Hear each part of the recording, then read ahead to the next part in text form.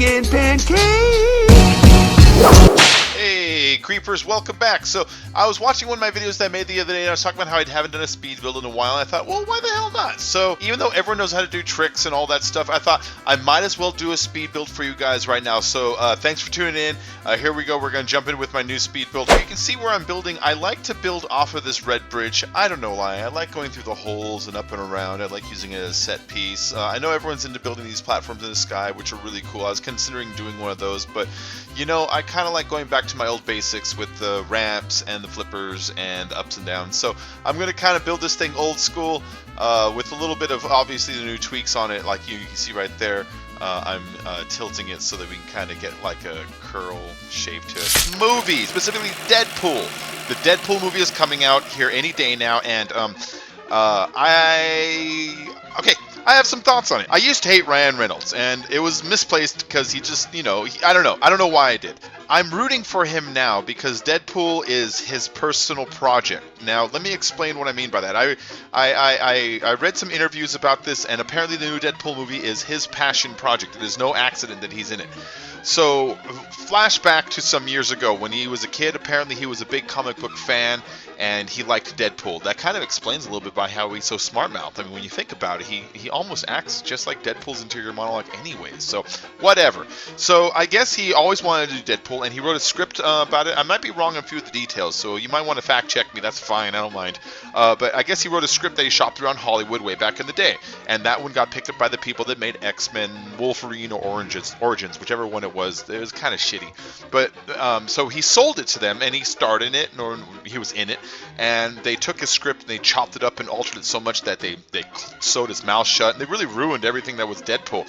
And in interviews, he said that he was like personally like that was fucked up. Like that was his little like quest to make Deadpool, and then he gave it to Hollywood, and the Hollywood machine chopped it up. And so that kind of explains why he was motivated to do Green Lantern. I mean, if you're a comic book fan, you're a comic book fan, you know? It's just kind of how they are. And so he did Green Lantern, and that failed. But when you really think about it, did it fail because of Ryan Reynolds? I mean, I think he did a great Hal. I thought he was really good in it. The costume was silly, and the tone of the movie was silly, but his performance was spot on. At least what the movie was asking for. He did just fine, exactly what you're supposed to, so I kind of don't blame him for that. But then I heard that he was really disappointed that it was a flop, almost like he let down his fans, and so he went back to the drawing board, he went back to what he's doing, and then he went back to that Deadpool script of his. And I guess it bugged him. It bugged him that it didn't work out. So he created a trailer to try to show Hollywood that this could work as a story. This is my idea. It's like a treatment. And so he went to Computer Animator, and on his money, paid to have them come up with a computer animated trailer for Deadpool. And they shopped it around, and that's what got the attention. In fact, the trailer that you've been seeing, where he's sitting on the roadside, drawing the little picture to shoot, and then jumps out of the car, that's a live recreation of the computer animated trailer that he shopped around to try to restart this project. And so when you think about it, he's a nerd at heart who had a chance to make his love project and then got screwed by Hollywood and used his own money and popularity and fame to try to do it right the second time. And now you have Deadpool back, and when you think about it, it's R-rated, yes, because Deadpool's kind of dirty, he always has been.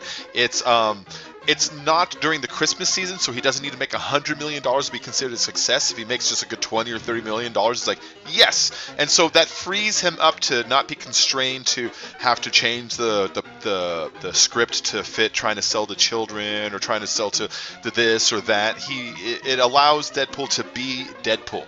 And so I am 100% rooting for the Deadpool movie. I expect it to be very good. I actually expect it to be very different than all other Marvel movies that have come out so far. I enjoy the Marvel movies a lot, so don't get me wrong, but they're a little bit for the family audience, and it would be really nice if there was just one superhero that was just filthy mouthed and acted like an adult. So Deadpool movie, very excited. I recommend going and seeing it. I'm going to go see it myself, and I'll let you know what I think about it. Okay, guys, so I asked you to ask me some more questions, and you asked me some questions, I said ask me more bizarre questions, and here they are. So I'm going to jump into a little more Q&A time. So first one is going to be from Karen B. Karen B says, do you dance crazy when no one's looking? Well, of course I do. Every single person in the world does. kind of do a little funky thing. Anyways, you don't need to see it, but yeah, of course I do. Let's see. Ducket asks, would you rather be crushed to death or stretched to death? Hold on, I'm really honestly thinking of this. So crushed, like you would really feel the stuff gets squished out the sides like toothpaste, like it would rip your skin and pop out. That'd be terrible. But stretched to death, I imagine, like, you know, stretch would only be like not only ripping, I imagine it would feel hot. I don't know why I imagine being stretched as feeling hot. I think I'd rather be crushed, because that seems like it'd be a little like faster, and yeah, I'd go with crushed. I don't know why, but just barely crushed. All right. So let's see. Bash asks, will you adopt me? No, I'm sorry, I'm broke. Maybe if I had more cash, I would, Bash. Let's see. Toxie asks, would you rather meet an alien visitor or travel to outer space? And no, my name has nothing to do with this question.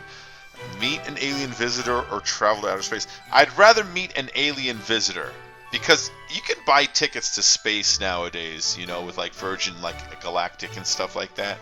But like meeting an alien is something that's nothing ever happened. That'd be trippy. I'd probably die for it if he would kill me or give me some kind of alien virus. But either way, meeting the alien, that's cool. Let's see. You're about to die. What's your last words? My last words are, not today! Not! And then I die, just to be funny. Let's see. Ramon Fuchs asks, did you play COD before Black Ops 3 came out? Oh, fuck yeah. So I've been playing COD for a while. The first COD I played was regular old Call of Duty Modern Warfare, that one. Well, actually, no, that's not true. I played a little bit of Call of Duty 2 when the 360 first came out. My friend had it, but I didn't play online or anything like that, so that didn't really count. The first one I played, like, you know, online competitive was the first Call of Duty Modern Warfare, Call of Duty 4. And that one, I played it right before it was about to die, right before Modern Warfare 2 came out. So I only played it for like maybe a month. But then when 2 came out, holy shit, that's the one that I love the most. I played 3, I played Black Ops, I played Ghosts, I played, you know, but Modern Warfare 2 was my favorite. It was my favorite. I love the weapons. I love the just the controls felt the best to me. I really like the new one a lot. I mean, don't get me wrong. I liked a lot of things about all the other ones. They all have their own high and low points, but 2 was my favorite. And I love the spawn trapping. I know people are like, oh, I hate the noob tube. Yeah, but if you're in a team of 6 people and you're in the crew with all of you who know exactly what you're doing, you can hold it down. Oh my god. So me and my old crew, GOAT, we would hold it down so good on Modern Warfare 2. I remember our best Team D we ever did was 9,700 to 300. Urgh! Yeah, so Modern Warfare 2 is my favorite. I like things about Ghosts. The map was stupid, but I liked some of the controls, and I didn't bother with Advanced Warfare. I didn't bother with Black Ops 2 because I didn't like Black Ops 1. But I should have got 2 because a lot of people said it was really good. So yeah, I played a lot of the other ones, but Modern Warfare 2 was my favorite. Prime Game Studios, how was your day? Not eventful, just kind of hung out at home all day. Let's see, will you still play an Xbox One after getting a PS4? Most definitely. Let's see. Mark Pace asks, do you have any pets? If so, what are they called? I have 3 pets. We already showed them in an older video. That's the 2 dogs, the Chihuahuas. That's Midnight and Melody. And then I have a turtle, and that one is Emily. I also have some random fish, but I don't name them. They're just goldfish I threw into the pond with the turtle. They just hang out in there, but there's too many to count. Like, there's just too many to count. So, yeah. And then this is my last question for the day. This one came from Jeff Judd. Would you rather be the biggest gaming channel on YouTube or be an extra with a small part in Star Wars Episode 8?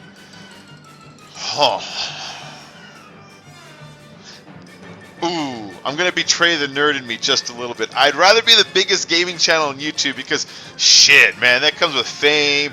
It comes with money. I wouldn't have to work anymore, and I could probably spend some of that money to work my way into, like, maybe seeing Star Wars before it came out or working my way in an extra. So I'd go with the gaming channel one because, you know, I'm a gamer at heart, too, and that also comes with quite a few perks.